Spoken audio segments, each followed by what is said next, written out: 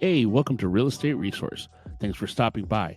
Don't forget to like, subscribe, and hit that notification bell. I really hope you enjoy this video.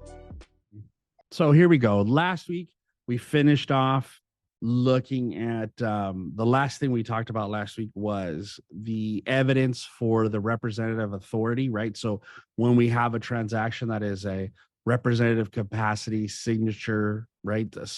Signature, like somebody who's signing on behalf of an entity, a trust, a probate, a partnership, a corporation. Those people have to prove that they have the authority as the representative of that entity. So they have 3 days to do that by default. That's where we left off. So the next thing we're going to start looking at is the items that are included and excluded. So paragraph 3P1 specifically is the included items in the purchase agreement. So let me share my screen so you guys can see that. And you should be looking at right now the page that has 3P1 and 3P2 on it. These are the items that are going to be included in the purchase agreement. Now, remember, just because the MLS says it, that items are included, just because we just talked about flyers, just because a flyer says something is included in the purchase of the property, right? Whether that be a refrigerator, a stove, a washer, a dryer, whatever it is. No matter what, if I say that that item is included in the purchase and I do it somewhere in the advertising, if it is not in the purchase agreement, then it is not included in the sale. By default, they have bathroom mirrors checked off here now. And that's just because for whatever reason, people were taking the mirrors, even though they were a fixture and they were stuck to the property. When we're talking about items that are included, we're talking about items that wouldn't normally by default be included. Those are fixtures. Fixtures are automatically included in the sale of the property. And that means anything that is affixed to the property. So light fixtures, window coverings, plants and trees, right? Stuff that is physically attached to the property. That is a fixture. And by default, it is being transferred with the property in the sale. These items are personal items that are going to be included. One of the things that's in here in the detailed paragraphs we look at, as you see here, where it says the description paragraph, right? Remember, this is paragraph 3P1. In paragraph 9, there's in-depth description of fixtures and items included and excluded. But as you can see right here, wall-mounted brackets for video and audio equipment, those are not automatically included, right? So because I have my TV mounted to the wall, number one, it doesn't become a fixture. And number two, not only do I not have to leave the television, but I don't even have to leave the wall mount bracket. I can take that down.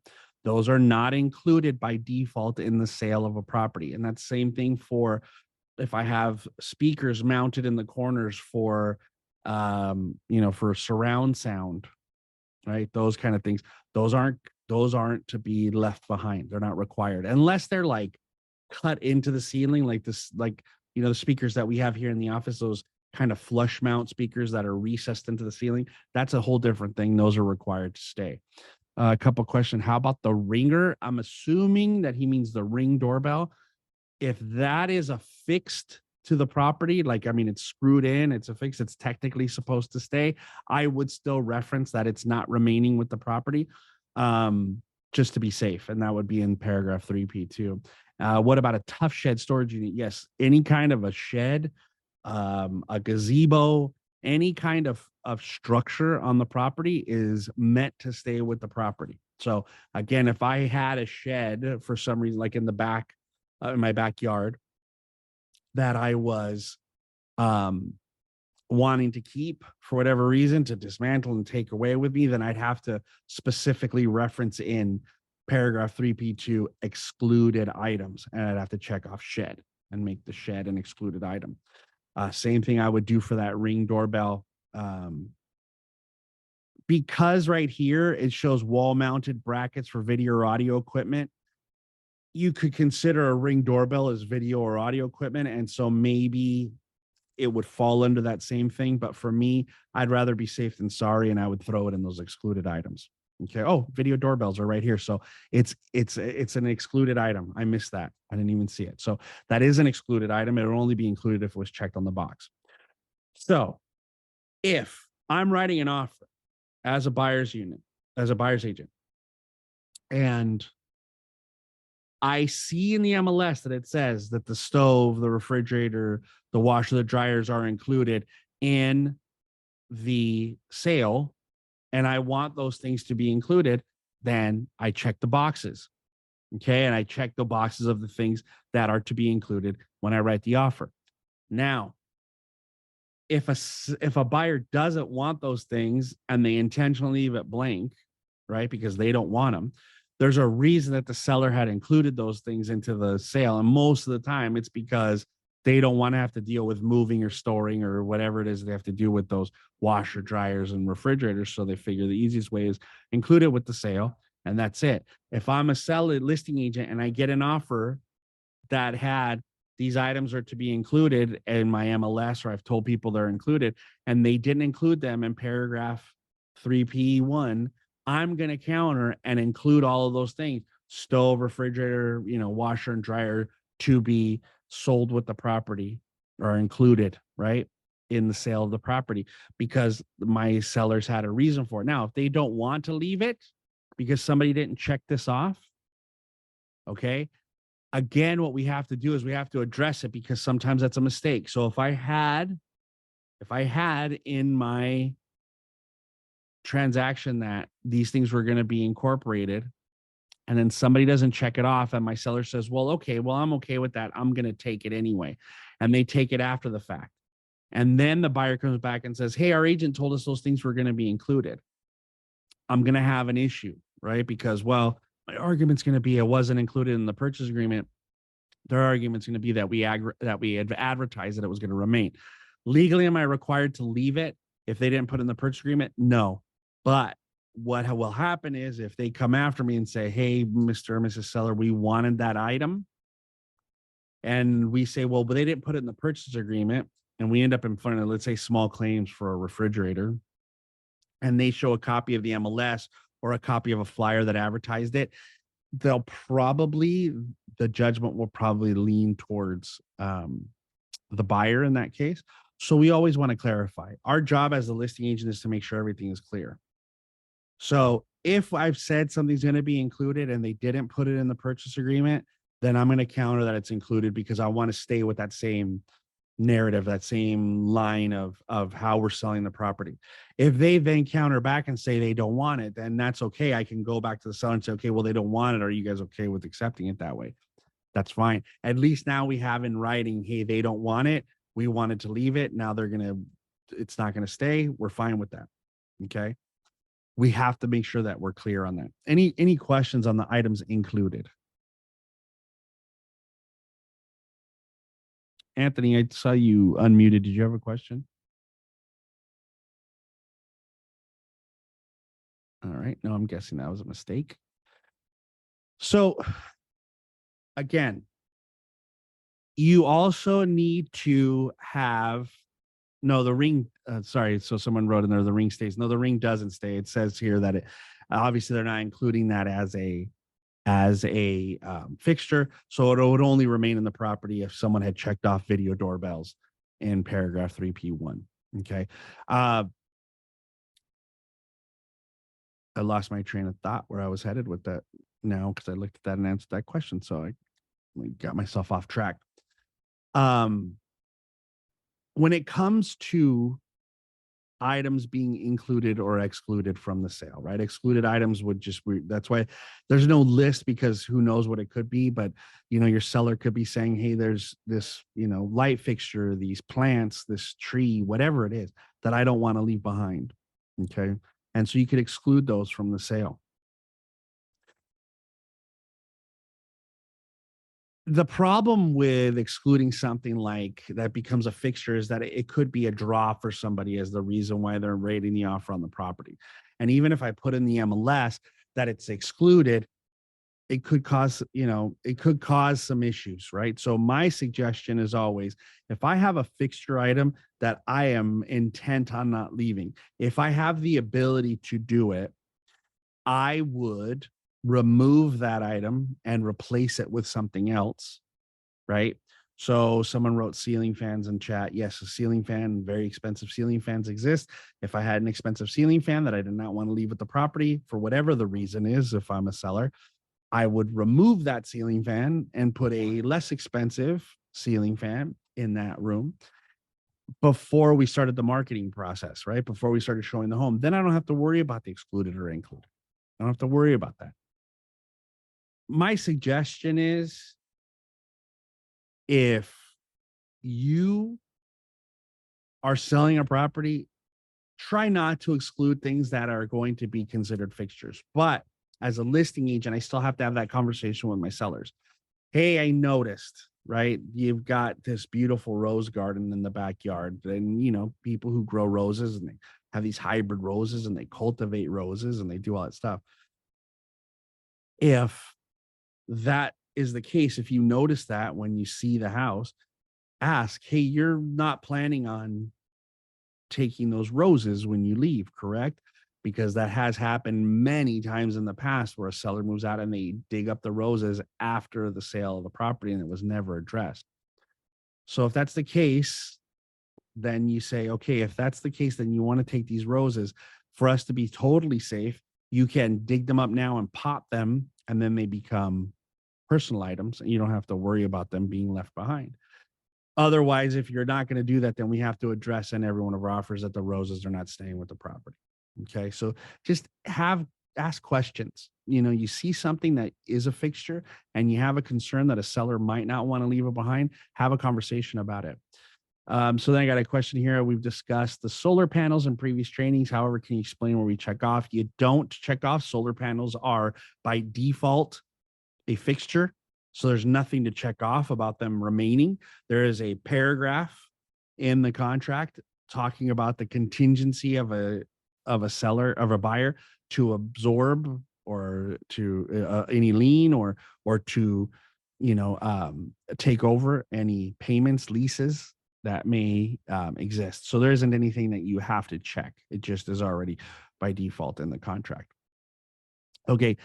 Questions about included or excluded items.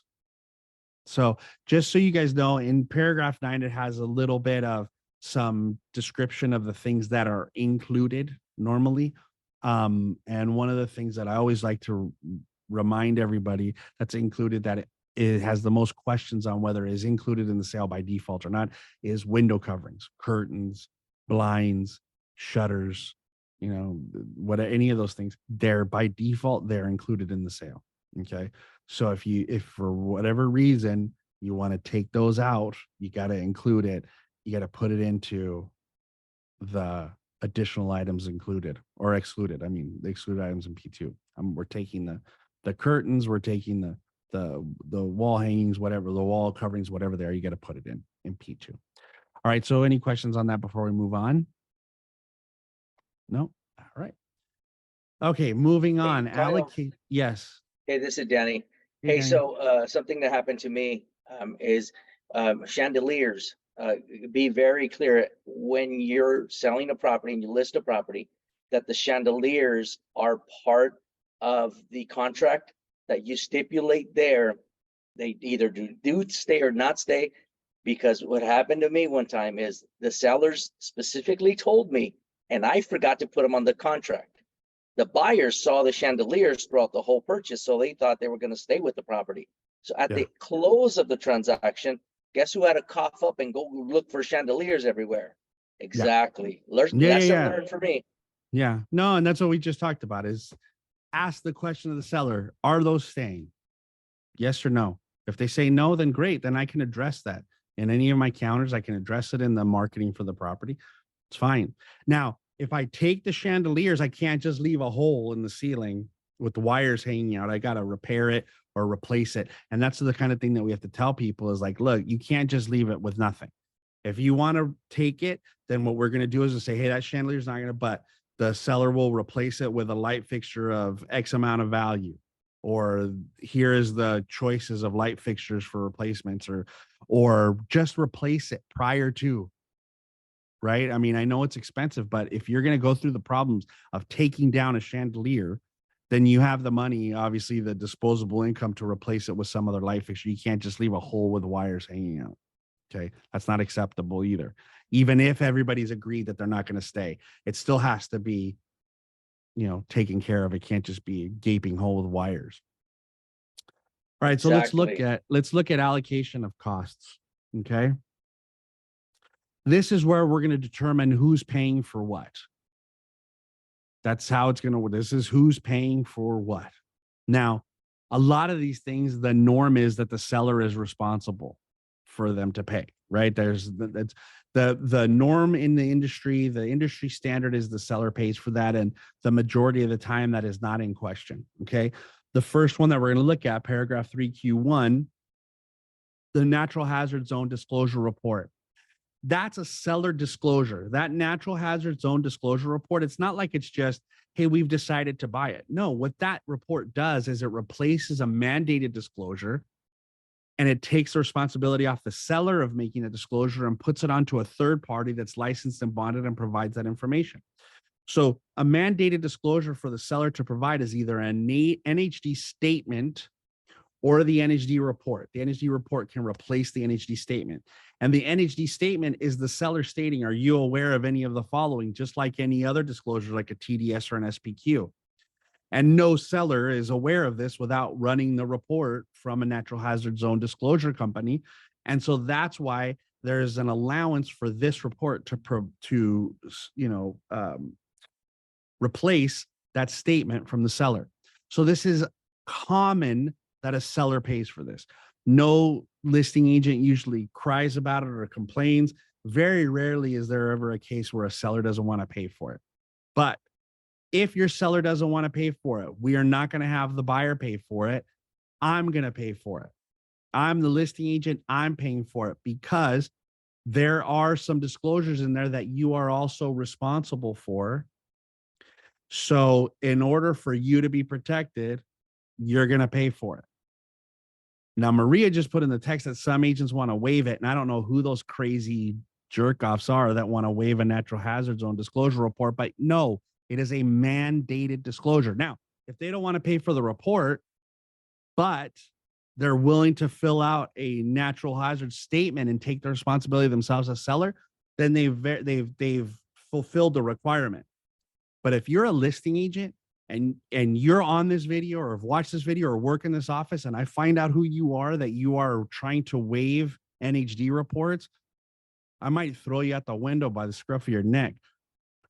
That is the craziest thing I've ever heard, because there is so much that report covers that you have no idea if you've disclosed or not. High fires, earthquake, flood zones, all kinds of things that could affect the new owner. And if they don't know about it and it turns out that there's a problem that would have stopped them from buying the house, you're going to be buying a house back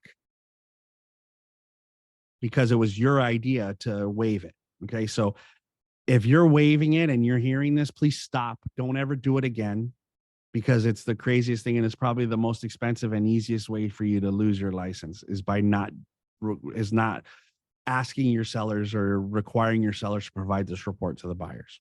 Okay. So plain and simple. That's it. You're going to check off seller on this box when you write the offer. You're going to, I would always ask for the environmental, and then you're going to check provided by, and you're going to either write seller's choice when you're writing it, right? Or if you know the company or you want to request a specific company, you're going to write the company in there. And write in your rep if you're asking for that. If you're going to say, hey, I want, my NHD or whatever, use the rep's name when you put it in there. Not just that, because of, when it gets to the ordering, they could order from any rep they want as long as it's that company. You're trying to get credit for your rep. My suggestion is, because the seller's paying for this and I want to try to eliminate as many counters as I possibly can, I'm just going to check the box and write seller's choice in there. That's it. As a listing agent, if I get it with anything other than seller's choice, then I'm going to counter back who the company is that's going to provide, right? If I'm a listing agent and they've requested, ABC NHD company. No, I'm going to use my company because I trust them. So I'm going to counter it back. If it says seller's choice, it does not require a counter. If you've received an offer and it says seller's choice, you don't need to counter it. You just get your choice. Okay. But no, that should never be something that's waived. And if a seller won't pay for it, the listing agent should pay for it. Don't ever make the buyer pay for it, because then basically what you're saying is if the buyer buys the report, then did the seller really provide it on a mandated disclosure, a required disclosure from the state of California? Okay. So please make sure that you're doing that. Okay. The next two, Q2, Q3, where it just says blank report. I know that I tell you guys, do not ask for termite reports. Don't ask for them. Don't request a termite report from the seller.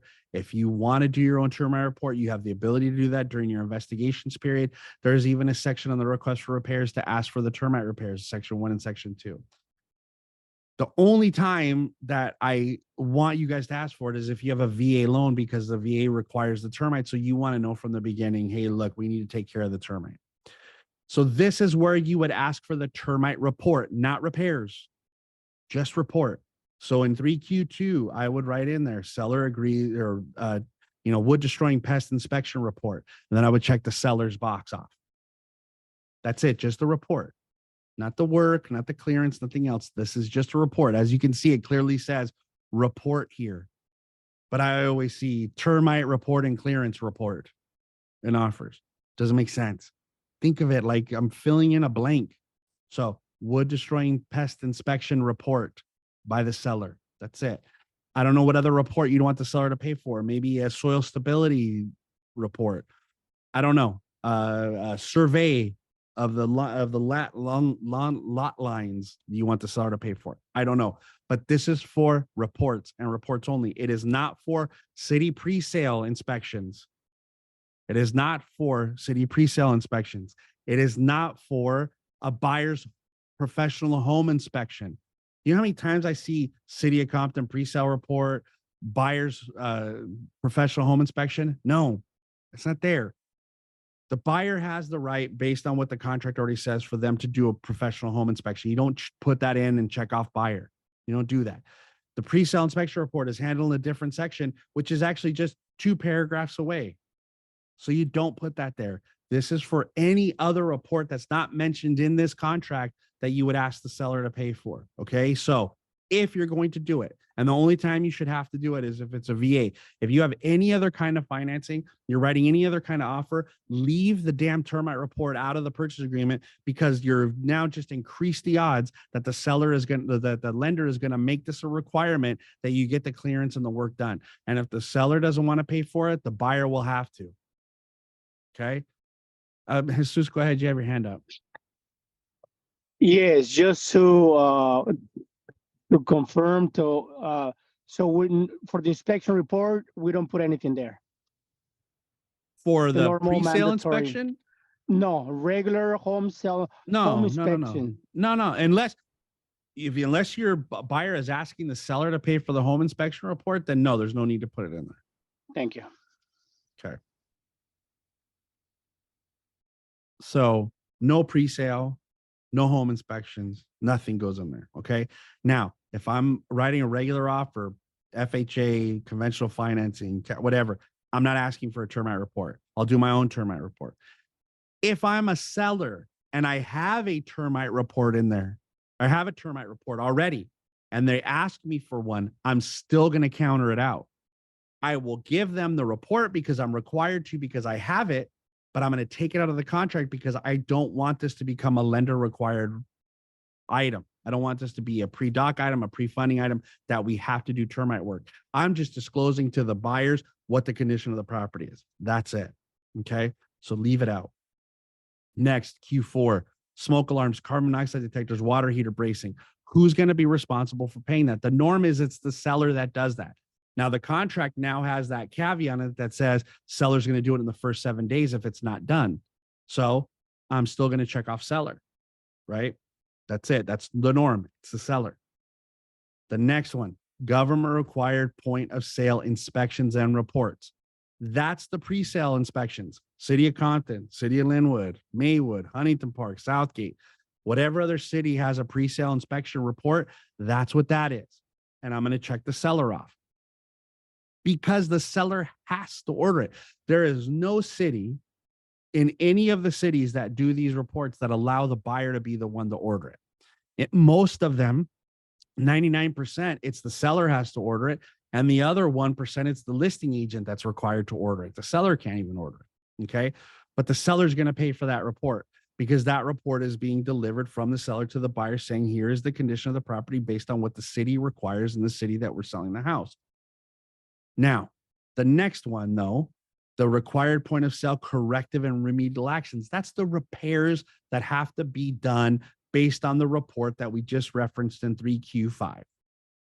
Now, if I already know, because we've had a conversation with the listing agent or they put it in the MLS and it says, seller will provide City of Compton, Southgate, Linwood, Huntington Park, whatever, pre-sale inspection report, buyer to be responsible for any of the repairs. Guess what I can do now as buyer to help make my offer better is I can check off in Q6 that the buyer is going to take care of those remedial actions. If that wasn't ever addressed, I don't know that, and I'm asking for the seller to give me the report, I'm also going to ask the seller to do the repairs. Okay. Now, if I'm a listing agent and I get that, and I know that the seller is ready to provide the report, but they don't want to do the repairs, then I have to counter Q6. I don't have to counter Q5, just Q6. If you are a buyer's agent and you're writing an offer in a city like Downey or Pico or Long Beach or whatever of the other numerous cities that do not require a city pre-sale inspection, please don't check off the boxes in Q5 or 6. Don't check anything off because there is no government mandated inspection report or repairs in Downey or Pico or Long Beach or whatever other city in California that you're in that doesn't require a pre-sale inspection report. And if you are a listing agent in a city that does not require a pre-sale inspection or any repairs to be done, and somebody checks off seller on those, please counter them out. Q5 or 6 do not apply to property sold in the city of Downey, sold in the city of Long Beach, sold in the city of Pico, whatever it is. Counter it out, but be specific as to why you're countering out. Do you know how many times I get in a week a phone call, a text message, an email from an agent that says, I got a counter where they're countering out Q5 and 6. What does that mean? Because they'll just put Q5 and 6 do not apply. And then I'll have to say, well, what city are you in? And they'll say, oh, you know, we're in this city, whatever it is. And I'll say, well, there's no pre-sale inspection report there. That's what they're countering out. Okay. So just to be clear, as a listing agent, don't just put paragraph 3Q5 and 6 are not applicable. Don't do that. Put in there 3Q5 and 6 are not applicable as city of blank does not require pre-sale inspection reports or repairs. That's it. Clarify. And the reason it's important, even if it's not required, because if it's not required, then I don't have to do it, right? Even if they've asked for it, is I've had transactions in the past with listing agents here that didn't counter out pre-sale inspection reports, and they were offers in the city of Downey, and the buyer's agent was demanding that the seller call the city of Downey and have them do an inspection report on the property, even though it's not required. So they were demanding it. It was just a long, stupid argument.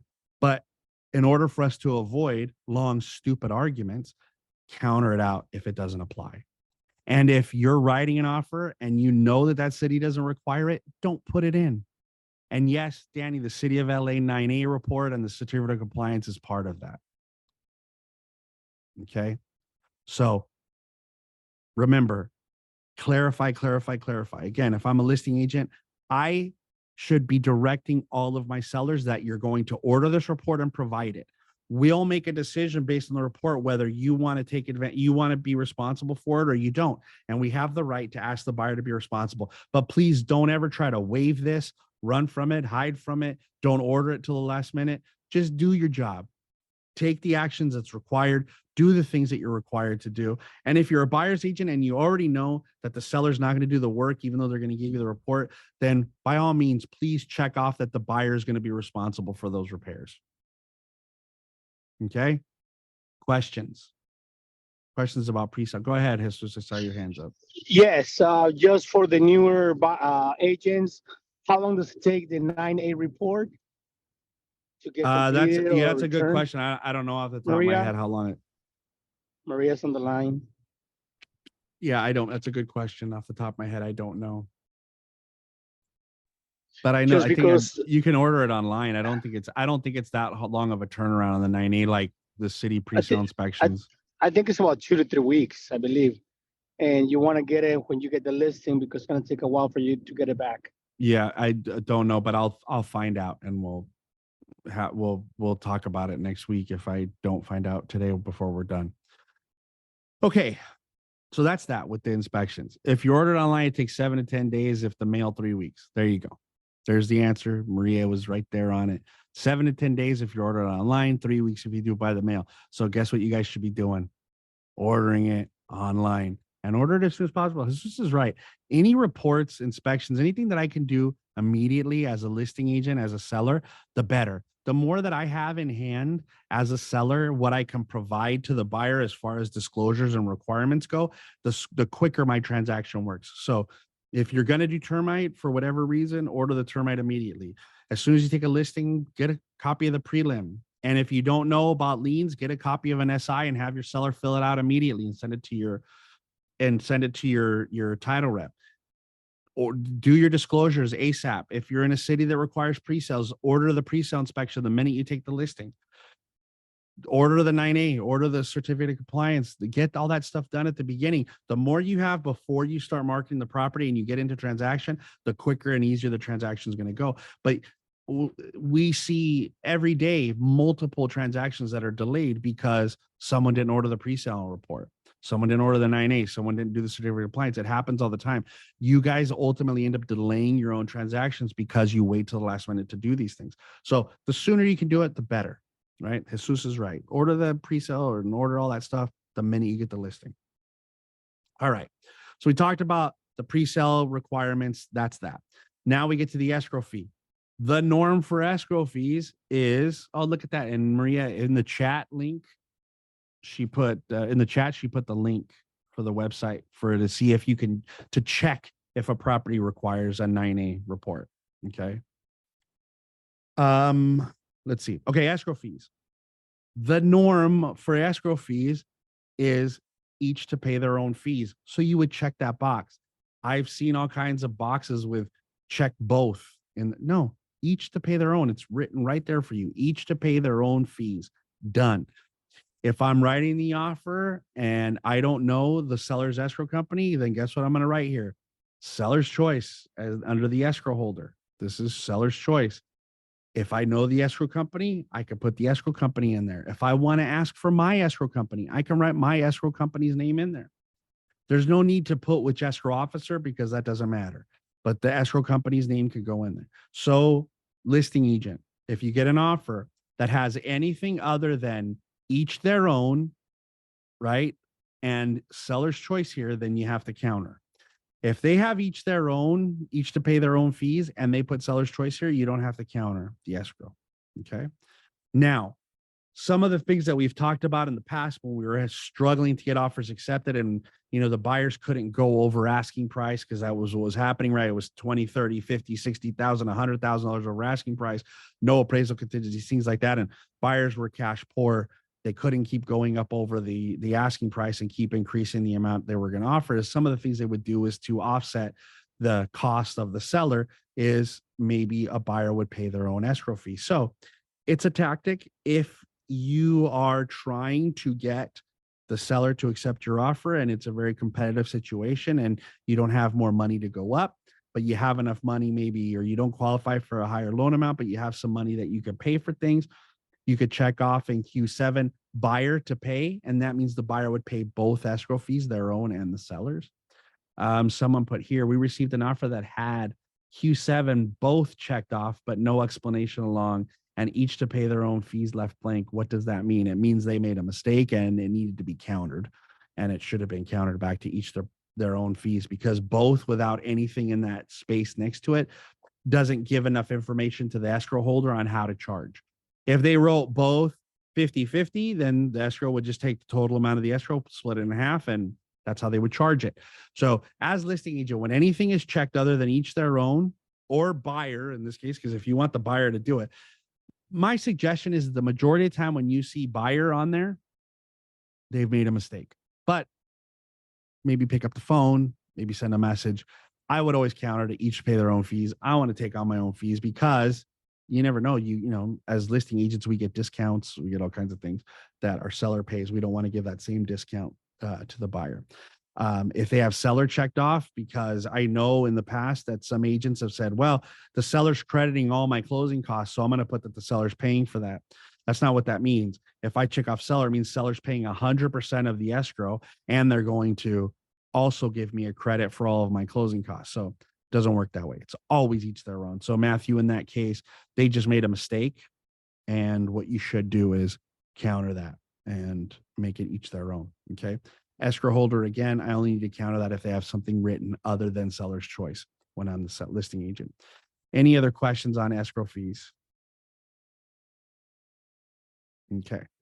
Next, owner's title insurance policy.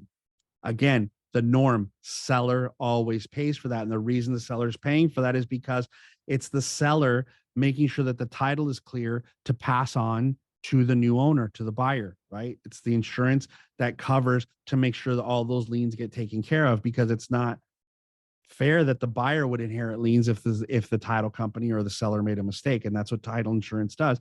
Title insurance protects the buyer. If there is a lien that got missed, didn't get paid off, or that somehow didn't get reported, it protects them from having to be responsible for it on the property. So it's only fair that the seller pays for something like that. So that's the norm, is the seller pays for that. And it's not both, unless for some reason you want to split the cost with the seller to help relieve some of the cost of the seller, or you could check buyer. If, again, like the escrow fees, the buyer, in order to increase the strength of their offer and to reduce some of the costs of the seller because of the offer price that you're at, the buyer decides to pay for the title insurance. That's fine. The buyer can do that.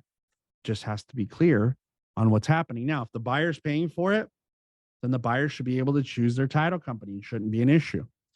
The buyer's not paying for it, it should be seller's choice, right? And this is the way that us as agents get to repay our title reps, because they do everything for us. You guys are buyer's agents, and they're giving you phone numbers, and they're not supposed to give you phone numbers. They're giving you farm packs. They're giving you information. They're giving you data. They're helping you to get listings. They're giving you property profiles, and they're helping you with those things. This is our way to pay them back, because as buyer's agents, we don't get a chance. So when I become the listing agent, that's why the title rep that has been on my team and has helped me, I'm going to make sure that they get the credit for it. So in the title company, if different from the escrow holder, if it is different title company, then, and they have anything written in there other than seller's choice, then seller, I need to counter it. Listing agent, I need to counter it.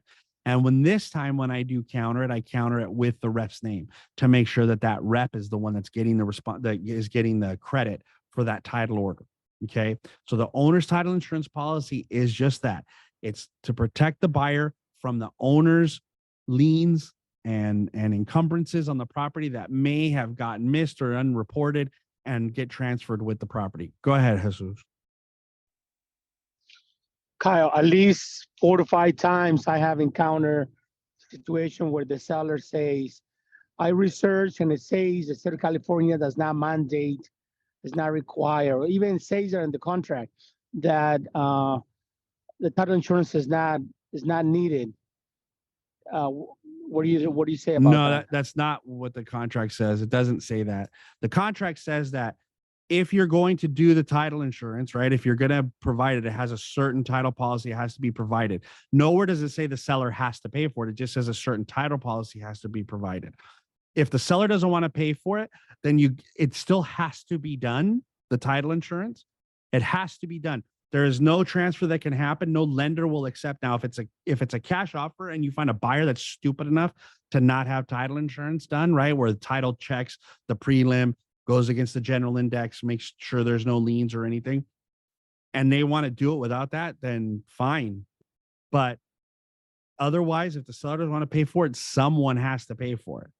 So then, okay, Mr. Seller, you don't want to pay for it. But if we turn around and put it on the buyer, then what's happening is you're now reducing your buyer pool, and it's going to make it harder for us to sell your house. The benefit of this title insurance policy is what it's going to do is the title now is going to take responsibility for any liens or encumbrances that may have slipped through the cracks. If we don't have any title insurance and the title transfers, and there was some encumbrance that was yours, some kind of lien, some kind of judgment, something that encumbered the property or yourself, and it slips through the cracks and it becomes the buyer's responsibility, and the buyer turns around and sues you, you will be liable. So the cost of the title insurance at $1,500, $1,600, $1,700, $1,800 is a lot less expensive than the cost of defending yourself in a lawsuit when you choose not to provide title insurance and provide clear title to the new buyer of the property. It's in your best interest to go ahead and do it. Now, if you find a buyer that wants to pay for the title insurance policy because they want the house and the seller refuses to pay for it, then great, but you still got to counter it and it still has to exist. The lender's going to require it. They're going to require it. And that buyer lender's title policy insurance, it doesn't matter. That's just the buyer pays for that to protect the lender, to make sure that the buyer doesn't have any liens that'll get attached to the property once they close escrow. That's what that's for. I mean, the argument of I don't have to pay for title insurance is probably few and far between. If it's 1 out of every 20 sellers that say I'm not paying for that, I'd be surprised. But it is just a common thing. The idea is that you have to be able to understand all of these things, what the benefit is to the seller and how it protects them. Once you have that and you show them that this is why it exists and why you pay for it is to do this, is to protect you, is to make sure that you stay out of court, is to make sure that all the money that we get you from the seller's property stays in your bank account. If you can sell them on that and explain to them where the value is there for them, they don't argue. Excuse me. They don't argue much. It's just that we don't understand what it is. The problem is for all of these things, when we don't understand it and the seller asks us about it and we can't really provide an explanation or why there's a value to the seller in it, then that's when they start to fight us on paying for things. All right. So the buyer's title insurance, again, only if the buyer is financing. If the buyer is paying cash, that doesn't show up. Okay. That's not an issue. But that's the buyer's, by default, buyer pays that. Next up, county transfer tax and fees. Again, the norm in the industry is the seller is going to pay that transfer tax. If your seller doesn't want to pay it, you can counter and put it back on the buyer. If, again, you want to try to improve your strength of your offer without having the ability to increase the sales price because of your qualifications or because of the limited amount of cash you have, you as buyer could volunteer to pay these county transfer tax fees. The County of Los Angeles, County of Orange, the county transfer tax is $1.10 per thousand. Okay. That's it. $1.10 per thousand. So if I have a $500,000 sales price, it's $1.10 by 500. So 110 times 500. And that tells me I'm going to pay $550 in county transfer tax. Okay. Most cities only have the county transfer tax. They're only responsible to pay the county. LA has the city transfer tax also. So LA's is, I think it's $4.40 or something like that for the city of Los Angeles transfer tax fee. Again, that's also a norm for the seller to pay. But again, if I'm the buyer and I want to help offset some costs to a seller, then I could agree to pay that transfer tax fee instead. Or if the seller is adamant on he doesn't want to pay it, he could counter back to pay it.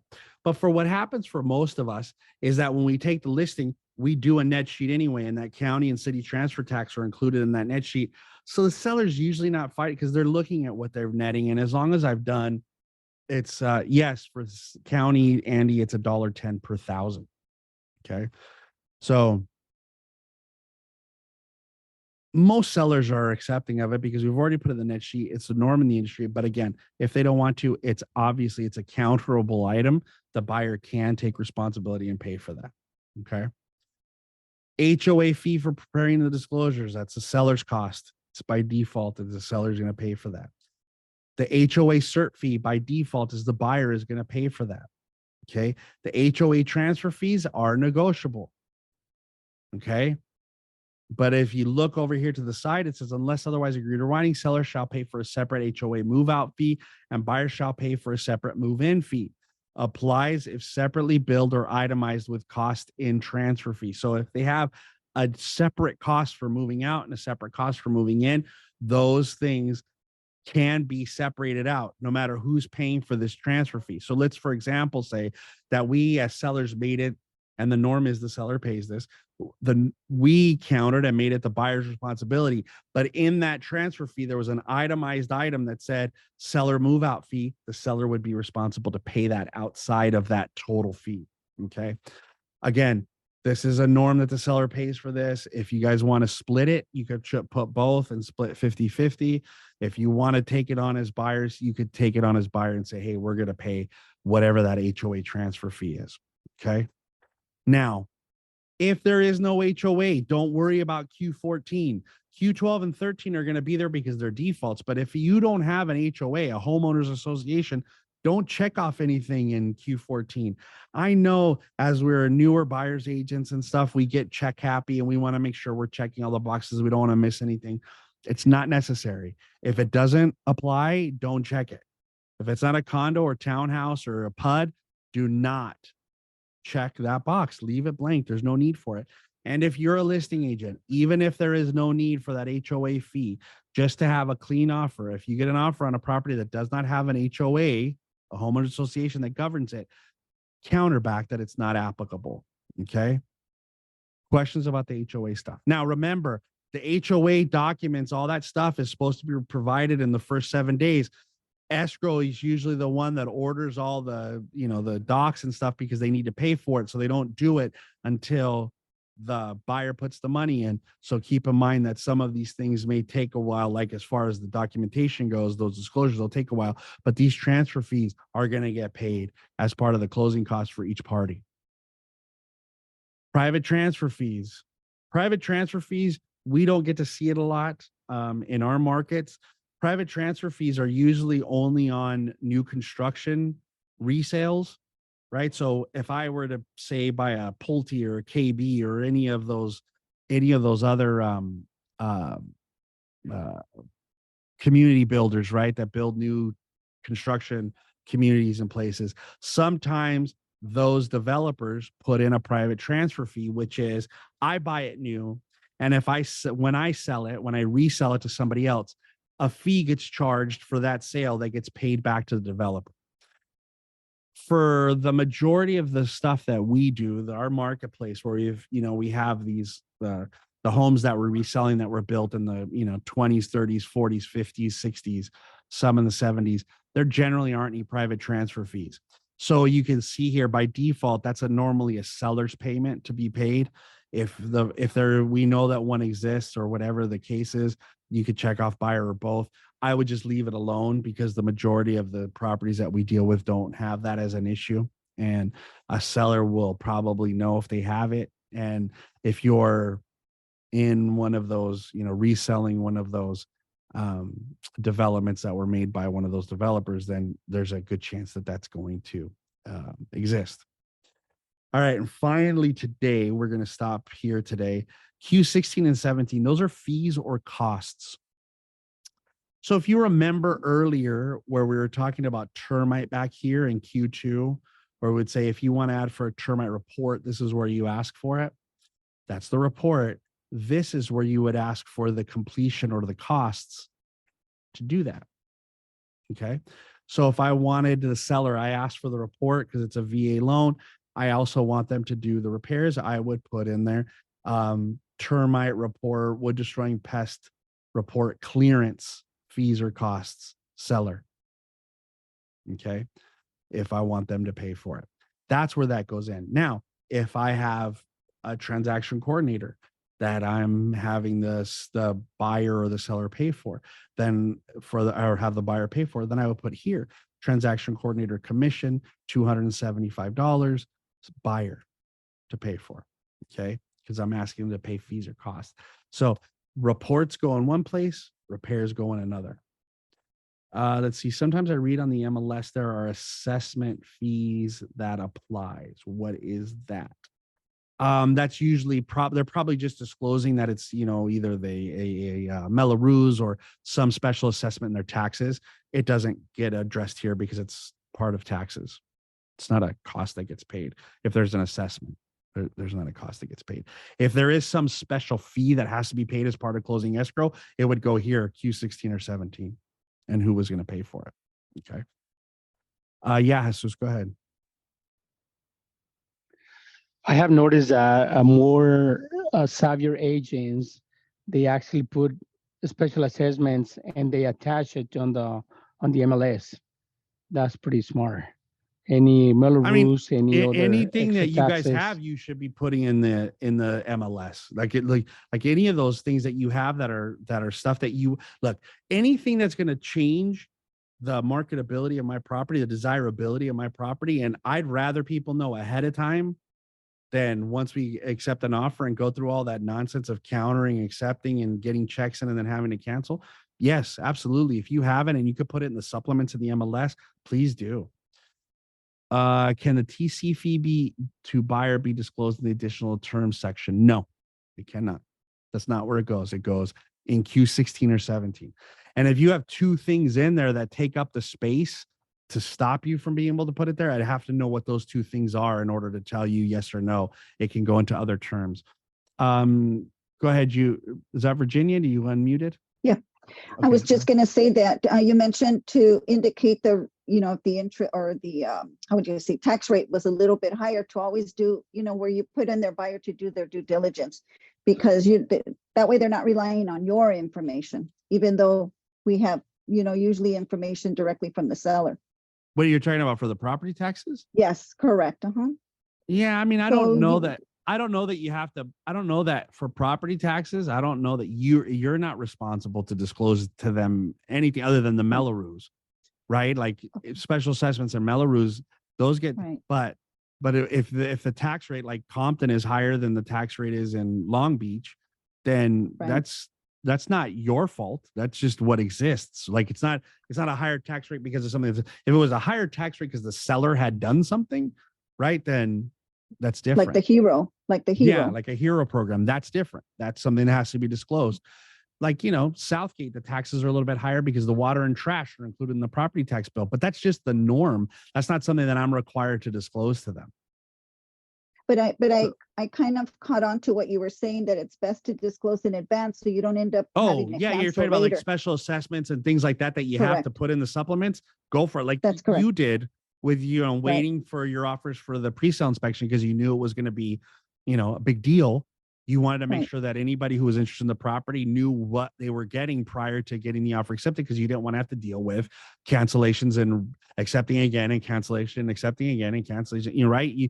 I want the buyer who knows everything that's going to be committed today. So the more information you guys can share at the beginning, the better. Perfect. Thank you. You're welcome.